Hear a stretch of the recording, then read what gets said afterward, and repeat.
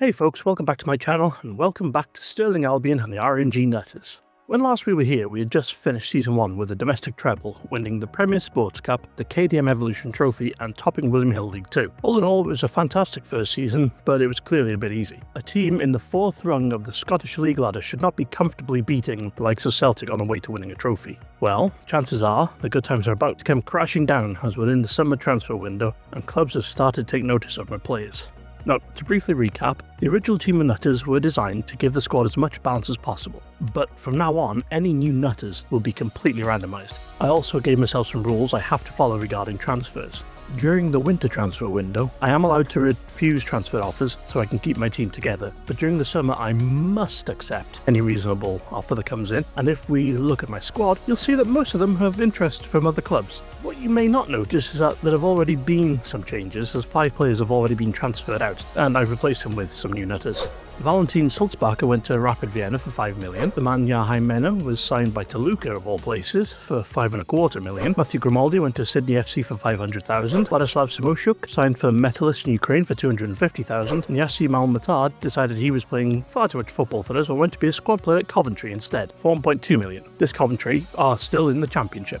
I mentioned sales prices for each player simply as a matter of interest, an indicator of the worth of each player. Money doesn't actually make any difference for me, as this test isn't about the greenbacks, it's about how far the players can go. The profits from the sales of the players doesn't actually have any bearing on the game for me. Each new player I have to bring in is transferred to me for free with the editor. If I happen to take a player from another club, I do increase their bank balance using the editor to compensate. When I did my trial run of this save in FM24, I was able to just use grayed out players to make RNG ones. It was quite easy, I just found one anywhere I wanted. I could offer him a contract and that was that. But it wouldn't really work this time. I've been able to do it with grayed out players in my own team, but not grayed out players elsewhere, so I've had to use real players instead, and that's something I've continued to do this time. I do have a small youth intake I can use if I have to, but when I make a new Nutter, I randomise their ages and I can easily roll a youth player, so I'm keeping my youth intake in the wings just for that purpose. Okay, so speaking of the new Nutters, let's look at the 5 I've already made.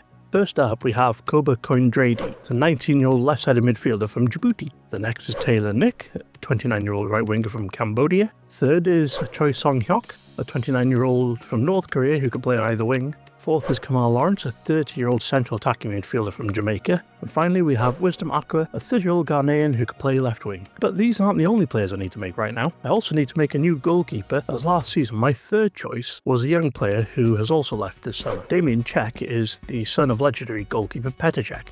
Unfortunately, the RNG gods did him filthy last summer and turned him into a bag of turnips. Even so, for some reason Livingston signed him for a monumental £3.7 thousand. Yes, thousand. Still, this gives me a chance to show you how the process of creating a new Nutter works. First, we spin this delightful country picker wheel and see where our new player will hail. And we have Tunisia! Okay, so I remove them from the options so we don't double up on them in the future. And next I find out their personal details. And our new boy will be 22. 168 centimeters. The next number is simply picking where his body size will land in the list. 1 is top, 5 is bottom, and this guy is a short bottom. Now, the next thing to do is to go and find the player. The first up is the player database, and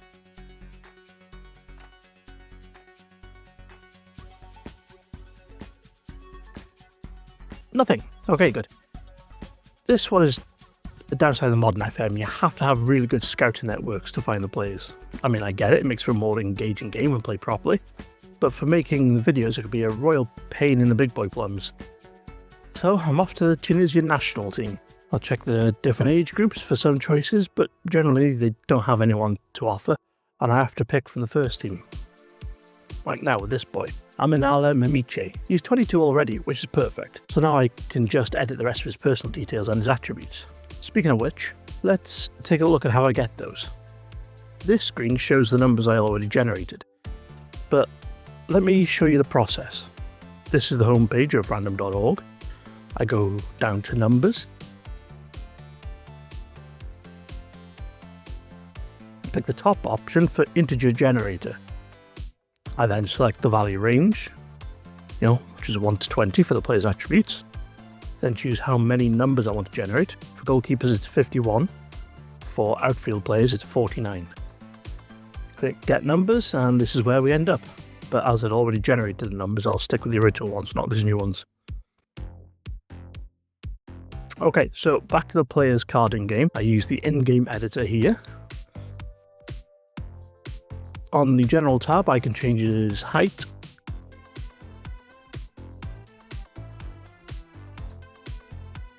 And weight. 1, 2, 3, 4, 5, there you go. 5 is endomorph. After that, it's back to the numbers I just generated. I go column by column. I start with the hidden attributes in the general tab.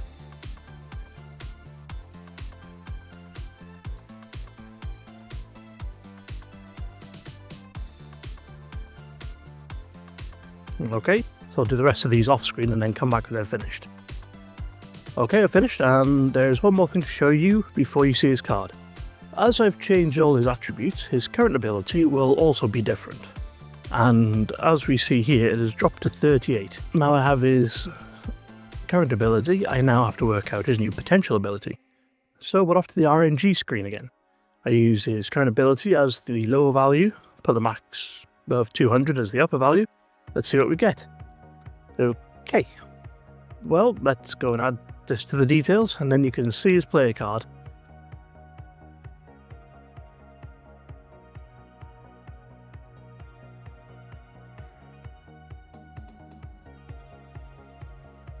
And here it is. The player card for who is now absolute worst player in existence. Or at least worst goalie. Thankfully, his excellent determination means he's very likely to train well and reach his towering potential ability of 72. You'll be a world beater, as long as the world is limited to his house, and he lives alone. So there's the RNG nutter creation process in full. Thankfully, the RNG gods did me a favour for this video and produced a truly ludicrous player for you to see. I highly doubt these will be the last players I have to end up making in this window, but I'll show you them all at the end, if there are any more. In the meantime, let's take a look at what this season has to offer. Okay, I'm in 4 competitions again this season. It's a bit sucky that winning the Scottish League Cup doesn't grant a European place, because that would have been a fun side quest for this season. But hopefully I'll still have a decent squad at the end of the transfer window and have a shot at winning the Scottish FA Cup that I missed out on last season, which will grant Europe for next season. Speaking of, we entered the competition in the 3rd round this season. Thankfully, despite winning the Premier Sports Cup and reaching the semis of the Scottish Cup last season, the board is only expecting quarterfinals, which I don't think will be too hard for us. We're favourites for the KDM trophy again as well, which isn't too surprising. In the league, we're the favourites to top the table, and that's what the board expect as well. Interesting to see if that's still the case at the end of the transfer window. So now you see where we stand at the start of the season. I'm going to play until the end of the transfer window and then come back and show you where we are. And so we're back. It's the end of the summer transfer window, my squad changes have been completed, and it was a bloodbath. Nani, gone. Morrow, gone. Hussein, gone. One after another, my first team was picked dry. I replaced them, of course, and some of the replacements are good, but still, brutal. Before I cut to the end of the window, the last transfer out was Almatar to Coventry. Hussein was next going to Nantes for 1.6 million. Nani followed shortly after for 9.25 million. It's a frankly obscene amount of money. I asked the chairman if he'd use it to improve the training facilities, and he said no, because he's a dick. Another 6 players left by the end of the window for a combined 8.25 million, meaning our entire summer sales brought us over 31 million, none of which is useful as I can't sign any regular players. I won't go over all the other new nutters now, but I will show you a few more of the interesting ones, starting with Andre Leopold, a 24-year-old from the Philippines that apparently plays anywhere in the attacking midfield position. Unfortunately, he's terrible at everything. He does have great teamwork, but that's because he needs it, because he sure as hell can't do anything by himself. Simon Kiss is an interesting one at 6'5", with 17 jumping reach and 20 heading. This Slovakian centre-back is an absolute beast during set pieces. He also has truly elite attributes for a central defender, except his anticipation and positioning a horse plot, and he has basically no stamina whatsoever. If he was in his early 20s, I could train this out of him, except his 5 determination mean it'd be a struggle. As it is, he's deep into his prime years. He might improve his mentals a bit more, but nothing substantial, and the next couple of seasons those physicals will start to drop off. Still, at this level of the game, he's a beast. Adam Laref is a 25-year-old Algerian who managed to roll up as a replacement for Hussein. He's not as good as Saddam was, but he's solid and does everything he needs to do pretty well. Not overly entertaining on this one, but sometimes the RNG gods take a breather, I guess. And finally we have Samuel Tamavoy, a 26-year-old wingback from Finland who has taken his place as my first choice on the right. He's not perfect, being below par in a few areas, but a good mix of his key and preferred attributes are elite, or, close to it, so he does a decent enough job. With all the changes to the team, one area I'm sorely lacking is up front. I lost 3 of my forward options for the position, with only Yamada remaining, so I've had to adjust my formation to my tried and true 5-1-3-1. It wasn't the plan, but it's good to have a known commodity to fall back on. And for the most part, it's going pretty well, as we've only lost 1 match so far in the 2 months, sort of. We drew with Dunfermline in the Premier Sports Cup, but lost the shootout. So while it technically goes down as a loss, it also sort of isn't, as we still earned a point from it. Unfortunately, that draw/loss means we were ultimately knocked out of the competition, coming second in the group stage by 1 point. And Dundee, whom we had beaten in the first shootout, topped the group as they won all 3 of their other games. 1 month into the new season, and this time we'd been knocked out of a cup competition. Still, we used that disappointment as fuel for the start of the league campaign, going on a 5-game winning run, 4 in the league and 1 in the KDM Evolution Trophy, scoring a total of 15 and conceding 5. We picked up our first draw since the Premier Sports Cup debacle in a 1-1 affair with Stenhousemuir in the KDM Trophy, and ended the month with a league game against the team that ended our Premier Sports Cup campaign, Dunfermline. It was a cagey affair, taking us until the stroke of half-time to break the deadlock, with 2 of my OG nutters combining, Gurul playing a lovely cross in from the left for Akhmetov to smoosh his face into to get us a lead. And we kept our lead until the hour mark when Richie Hosler played a defence-beating ball for Aitchison to dink a cheeky little cross into Rudden, who plopped it away easily.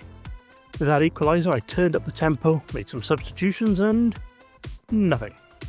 No more highlights. The game ended 1-1, finally ending our winning run in the league that had gone all through last season and the first 4 games of this season. Once again, our success has been hampered by my new mortal enemies, Dunfermline Athletic. We will meet again. But that's for later in the series. For now, it's time to wrap up today's video. The next one will take us through to the end of the winter transfer window, and it'll be interesting to see what happens there.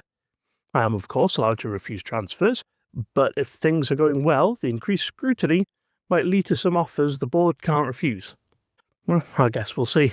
Well, until then, as always, I hate to love you and leave you, so I'm just going to leave you. Bye-bye!